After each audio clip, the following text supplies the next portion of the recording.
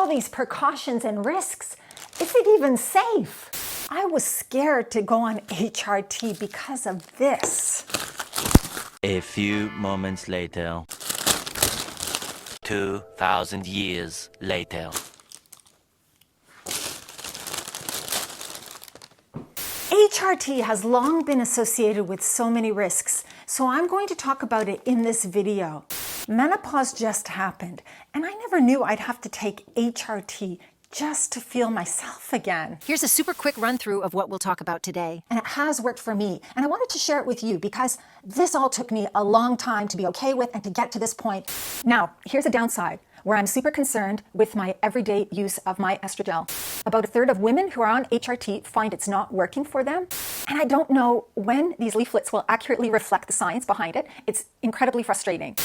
Even I had a negative perception about it before starting. Flashback. My mother started it when she was in her 50s after menopause, and she got her period back. So she ditched her HRT. There was no way she was going to live with her period again. So obviously that time, the doctor prescribed the prescription and it was too strong for her. It was something that it was difficult to discuss with your doctor, or it was a confusing time for many women. Meanwhile, and I'm not going to read it to you, but if you look at it, it'll tell you that there's a risk of blood clot, there's a risk of blood pressure, and there's a risk of heart disease, and there's a risk of breast cancer. And actually, there isn't any evidence for that. We know that estrogen through the skin as a patch or gel has no risk of clotting, because all it's doing is going straight through the skin into the bloodstream. The older types of preparations, the tablet estrogen activates the liver clotting factors, because anything that goes into our mouths gets metabolized through our liver. That's what our liver does. And the liver also produces clotting factors. So there's about a double risk of clot with people who take oral estrogen. It's still a small risk. People usually have a small risk of clot, so double a small risk is still a small risk. But actually, it's better to have something with no risk at all. Now, the whole risk with breast cancer is fear-based and was media-driven and stems from when the WHI, or Women's Health Initiative study, initially released its findings in the early 2000s. It reported that the use of combined estrogen and progestin, a synthetic form of HRT, was associated with an increased risk of breast cancer. This study was flawed. This finding led to a significant decrease in the use of HRT among menopausal women. Follow-up studies over subsequent 20 years show that 23% lower risks than what the WHI reported. Estrogen on its own has actually been shown to be associated with lower risks of breast cancer. And I'll tell you again, estrogen is associated with a lower risk of breast cancer.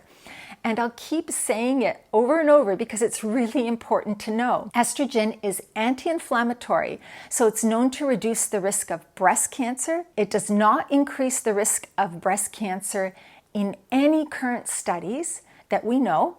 And it's very unlikely when we look at how estrogen actually works in our bodies. We know that it reduces other types of cancer.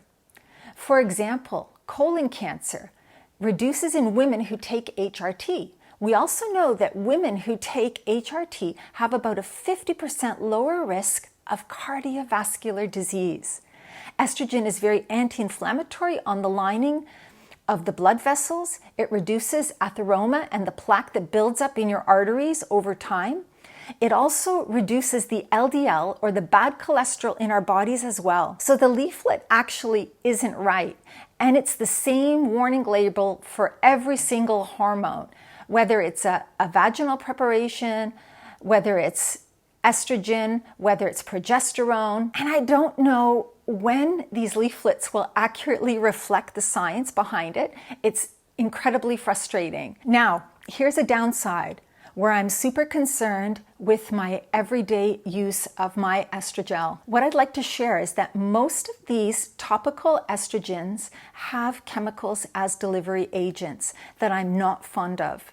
As I'm an advocate for chemical-free beauty, femme care, and healthcare, it's my endeavor to create hormone replacement with safe and all-natural delivery agents. This is my mission. Stay tuned as I want to revolutionize the women's healthcare and beauty industry. So the estrogen I use contains carbamide, trolamine, and ethanol.